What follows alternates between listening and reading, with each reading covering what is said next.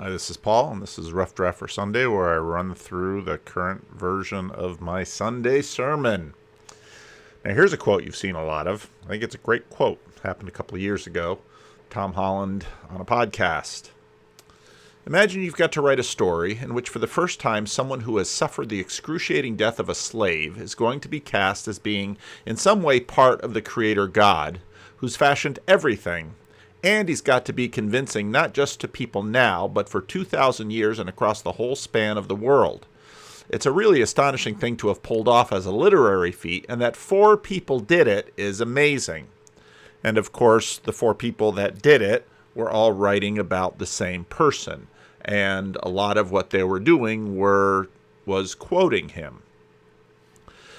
For the last 3 weeks, we've looked at the Sermon on the Mount, arguably Jesus' most famous sermon. This week we're going to look at Matthew 13, which is a packet of parables. And Matthew, unlike Mark and Luke, puts these parables in something of a sermon.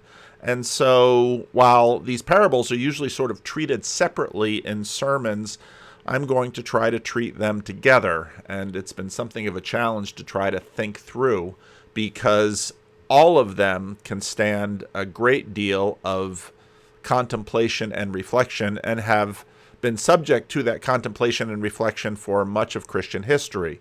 Those of you watching this channel, Jonathan Peugeot has a wonderful video on the parable of the soils, which is worth watching. Now, as you can see, as with the Sermon on the Mount, it's framed in the Gospel of Matthew. Matthew 13, 1 through 3. That same day Jesus went out of the house and sat by the sea. I get very annoyed when the NIV calls it a lake. Sat by the sea. Such large crowds gathered around him that he got into a boat and sat in it, while all the people stood on shore. Then he told them many things in parables, saying, a farmer went out to sow his seed. Now we'll get into that parable in a moment. But then the section ends in Matthew 13:53. When Jesus had finished these parables, he moved on from there. And so, quite intentionally, the Gospel of Matthew has all of these parables put together, and they're meant to be a unit. And I want us to read them as a unit, because even though all of these parables can be read as distinct entities profitably, to see them as a unit will give you a different sense. And what you'll see within this frame is you'll find the parable of the soils, which is a major one at top, and it's sort of broken up, as we'll see. And the reception of the logos of the kingdom, or the word of the kingdom. Now, the logos, I use that obviously within the Peterson realm, because we're talking a lot about logos, about this, something that's deep, just sort of a message, but a thread. It's the thing that holds them, that holds the world together, let's say. The kingdom among the people. Parables of the future apocalypse, or revelation of the kingdom fruit, and parables of the anticipation apocalyptic revelation of kingdom value. Well, he told them many things in parables, saying, a farmer went out to sow his seed. As he was scattering the seed, some fell along the path, and the birds came and ate it up. Some fell on rocky places where it did not have much soil. It sprang up quickly because the soil was shallow. But when the sun came up, the plants were scorched, and they withered because they had no root. Others fell among the thorns, which grew up and choked the plants. Still others fell on good soil, where it produced a crop of 160 or 30 times what was sown. Whoever has ears to hear, let them hear. That's a strange way to end. Now, if you read commentaries and theological books, you'll find a great deal of discussion about what on earth we mean by parables. They definitely have their roots in Judaism at the time. One of the things that we'll notice, I'll talk more about this, is inside and outside. With these parables, the parables are always comparing two things, not sort of in a strict allegorical way, but it's the relationship between the things that discloses what the parables are designed to disclose. but they only disclose it to people who have a sense of the relationship. And that's why these parables are always have a sense of disclosure and concealment. Now, storytelling is one of the best ways to apply the complexity of the world to our lives, because the world is too complex for us to bring in. And so what we do is we take the complexity and we bring it down to a smaller thing that we can handle and manage. Ever since the age of 3 or 4, we've been doing this, and we're very good at it. And in fact, story is one of the best way to manage an enormous world, by taking something which is too big for us to fully take in and comprehend, and turning it into a smaller thing whose relationships are better known, both seen from the outside and felt from the inside. Now, a great example of an Old Testament parable is given by the prophet Nathan to David at the time of the incident with David and Bathsheba. So, of course, David sees his neighbor's wife bathing on the rooftop, sends a message to her to come over while her husband is away. She gets pregnant. He comes back from the war, doesn't sleep with his wife. David tries to cover it up. That fails. So then David has her husband killed. Nathan comes in and tells a story about someone in the kingdom who has great flocks and herds, and has a neighbor with one little lamb beloved by the family and treated as a pet. And that person, the great flocks and herds, had a guest coming over and didn't want to use one of his own lambs, and so had the lamb taken from the neighbor's house and was butchered for the meal. And when David hears this, he stands up and says, "That man must die." And Nathan turns it around and says, "You are that man." Now notice how the story works. The story takes a big thing in the world, basically injustice, displays it before David, and David sees it and says, "I can recognize injustice." And Nathan turns it around and says, "But you can't recognize it in you." Parables do that. Now, we all have this understanding of the inside and outside world, and inside worlds and outside worlds, and worlds that are only disclosed by personal experience or by initiation or by something that has happened to us to change us. Go find a group of soldiers who have survived a war. They probably won't tell their stories to outsiders, but within their group, by virtue of the experience, they all have a bond and a knowledge that isn't easily transmitted outside. Talk to a group of mothers who share their childbirth stories. Same thing. Go to an AA group of alcoholics who have fought the battle of recovery. There's a bond, there's something that they share, there's a knowledge on the inside that they share that outsiders can't necessarily simply comprehend from the outside. Yet, there's an outside and an inside perspective. These parables appear one way from the outside, but to those on the inside, they seem a different way. And Jesus points this out again and again in this chapter as we read through them. Is Jesus trying to be obscure? No. But can someone simply describe to you what it's like to survive a war, or to bear a child, or to be an alcoholic and recover from that prison? Now, Jesus says, "This is why I speak to them in parables. Though seeing they do not see, though hearing they do not hear or understand. In them is fulfilled the prophecy of Isaiah. You will be ever hearing but never understanding. You will be seeing but never perceiving. For this is the people's hearts, for the people's hearts have become calloused, and they hardly hear with their ears, and they have closed their eyes. Otherwise they might see with their eyes and hear with their ears, understand with their hearts, and turn, and I would heal them." Now again, this sounds cruel, and it's from the prophet Isaiah, and it's right after the Lord shows up in the temple and appears to Isaiah, and "Who can I send? Send me." And then the Lord says, "And this will be what happens." Have you ever talked to someone, let's say, who is an addict, and you're just begging and pleading because you see their bondage and they can't see it? Isaiah then goes on to say, "Well, how long, Lord? will I do this? And the Lord says, until the cities lie ruined and without inhabitants, until the houses are left desolate, and the fields ruined and ravaged, until the Lord has sent everyone far away, and the land is utterly forsaken. Almost sounds like rock bottom. And though a tenth remains in the land, it will again be laid waste. But as the terebinth and the oak leave stumps when they are cut down, so the holy seed will be the stump in the land. So it's a prophecy of devastation, but also of a remnant of hope. Blessed are your eyes, says Jesus, because they see, and your ears because they hear.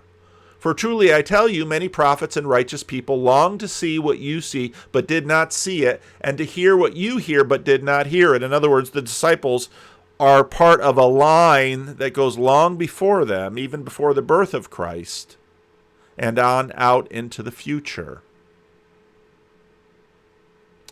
Listen then to what the parable of the sower means. When anyone hears the message about the kingdom and does not understand it, the evil one comes and snatches away what is sown in their hearts. This is the seed sown along the path. The seed falling on the rocky ground refers to someone who hears the word and at once receives it with joy. But since they have no root, they last only a short time. When trouble or persecution comes because of the word, or the logos, they quickly fall away. The seed falling among the thorns refers to someone who hears this logos, but the worries of his life and the deceitfulness of wealth choke the logos, making it unfruitful. But the seed falling on the good soil refers to someone who hears the word and understands it. This is the one who produces a crop yielding 160 or 30 times what is sown. Now again, we should see it from the outside and from the inside. Inside, there's an admonition. Beware of becoming bad soil. Recognize how your heart is and address its hardness or rockiness or the competitors within your heart and produce good fruit. Is your life full? Or distracted so you can't receive the logos, the word, that's such a hard word to translate, of the kingdom of God? But then there's the outside observation, because you watch how this works and you watch it around Jesus. Jesus talks, people don't listen. People are busy. The logos sowing is wasted, seemingly. Then you have the parables of future apocalypse, the revelation of kingdom fruit. Jesus told them another parable. The kingdom of heaven is like a man who sowed good seed in his field. But while everyone was sleeping, his enemy came and sowed weeds among the wheat and went away. When the wheat sprouted and formed heads, the weeds also appeared. The owner's servants came to him and said, "Sir, didn't you sow good seed in your field? Where then did the weeds come from?" "An enemy did this," he replied. The servants asked him, "Do you want us to go and pull them up?" "No," he answered, "because while you are pulling the weeds, you may uproot the wheat with them. Let both grow together until the harvest. At that time, I will tell the harvesters, first collect the weeds and tie them in bundles to be burned, then harvest the wheat and bring it to my barn." Now again, you see, he tells the parable, there'll be some other parables, and then we'll have an explanation. He told them another parable. The kingdom of heaven is like a mustard seed which a man took and planted in his field. Though it is the smallest of all seeds, then when it grows, it is the largest of garden plants and becomes a tree, so that the birds come and perch in its branches. Notice in the previous parable, the birds sort of have a negative connotation. Now the birds are positive. And in fact, birds often they can stand for spirits, but they can also stand for the people of the nations. He told still another parable. The kingdom of heaven is like a yeast that a woman took and mixed into about 60 pounds of flour. Think about how much flour that is. Until it worked all through the dough. Think about kneading 60 pounds of flour.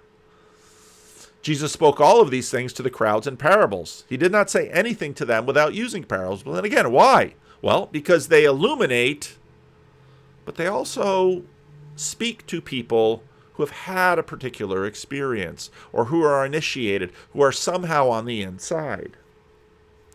So was fulfilled what was spoken through the prophets. I will open my mouth in parables, and I will utter things hidden since the creation of the world. Notice what Jesus said about the prophets. Something is going on. You can see it all the way back to Nathan and before. Then he left the crowd and went into the house. So now we have the outside and the inside again. His disciples came to him and said, "Explain to us the parable of the weeds in the field." He answered, "The one who sowed the good seed is the Son of Man. The field is the world, and the good seed stands for the people of the kingdom. The weeds are the people of the evil one, and the enemy who sows them is the devil. The harvest is the end of the age, and the harvesters are angels. As the weeds are pulled up and burned into the fire, so will it be at the end of the age. The Son of Man will send out his angels, and they will weed out of his kingdom everything that causes sin and all who do evil. They will throw them into a blazing furnace, where there will be weeping and gnashing of teeth. Then the righteous will shine like the sun in the kingdom of their Father." Notice the blazing furnace and shining like the sun. "Whoever has ears, let them hear." Remember, he said that before. And we ponder. And then there are a few more parables. Parables of the anticipated apocalyptic revelation of the kingdom value. The kingdom of heaven is like a treasure hidden in a field. Notice, parables. It's hidden, but when a man found it, he hid it again, and then in his joy went and sold all he had and bought that field. Now he sees the value. It's disclosed, and it's out in the open. Again, the kingdom of heaven is like a merchant looking for fine pearls. When he found one of great value, he went away and sold everything he had to buy it. Once again, the kingdom of heaven is like a net that is let down into the lake and caught all kinds of fish. When it was full, the fisherman pulled it up on shore. Then he sat down and collected the good fish in baskets, but threw the bad away. Now, one of the things that you'll notice from these is that these would all be parables that people around the Sea of Galilee would be able to identify with physically. Every day the fishermen went out and they drag their nets through and they bring the haul in and this is a good fish, this is a bad fish, this is a good fish, this is a bad fish. And Jesus is saying, this is what it's like. You see this every day around you. This is how it will be at the end of the age. The angels will come and separate the wicked from the righteous and throw them into the blazing furnace, where there will be weeping and gnashing of teeth.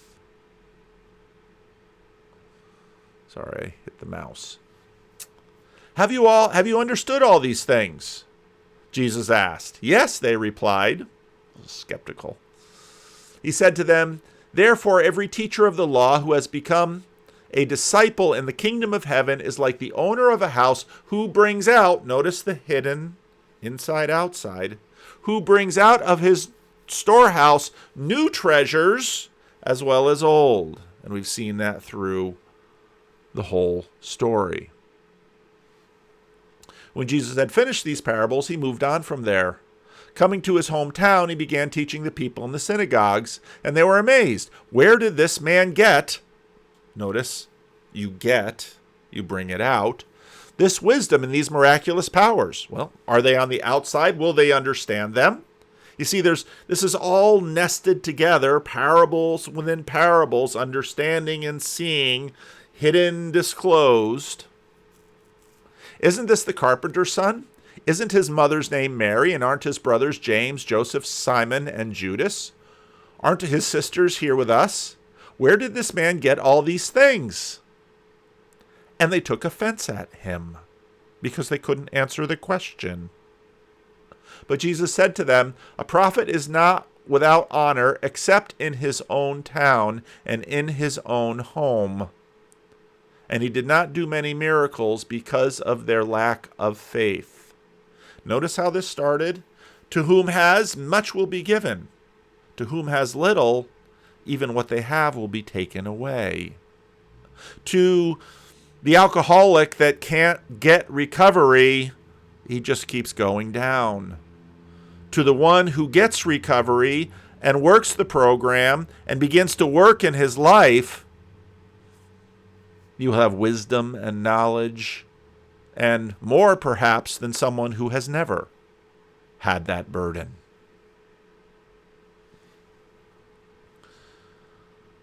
The disciples came to him, "Why do you speak to the people in parables?" "Because the knowledge of the secrets of the kingdom of heaven has been given to you, but not to them." Now, this is difficult, of course, because until Pentecost, and even after that, the disciples can be fairly clueless. And then in the Gospels, they're consistently clueless. But Jesus says it's given to them, and they don't even fully know it. Whoever has will be given more, and they will have an abundance. Whoever does not have, even what they have will be taken from them. Jesus is honest with them. His kingdom is a free gift, and his kingdom costs us everything. There will be dramatic winners and losers. Should this surprise us? Aren't there always dramatic winners and losers in this world? Jesus says, strive to win, even though what you're winning is really a gift. The sower has come.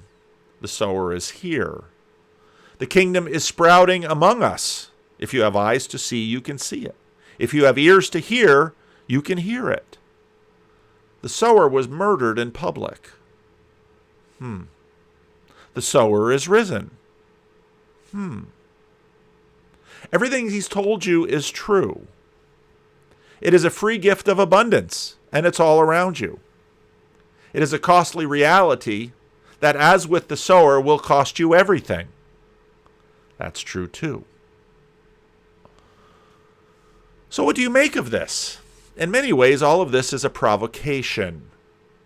These soils, good soil, bad soil, you see it played out in the world. What about your own heart? Weeds and wheat, you see it played out in the world. What about with you? Hidden treasure. Have you seen it? Are you looking for it? Storied pearl. Have you seen it? Are you looking for it? When you find it, do you sell everything you have? Do you make it the central pursuit of your life? Sorting of fish. Good fish, bad fish. Red fish, blue fish. These are the stories you live by. These are the stories you live through. These become a filter through which you begin to understand the world. You begin to understand inside, outside, hidden, disclosed, good and bad, and the design is to orient us and to provoke us to live a certain way.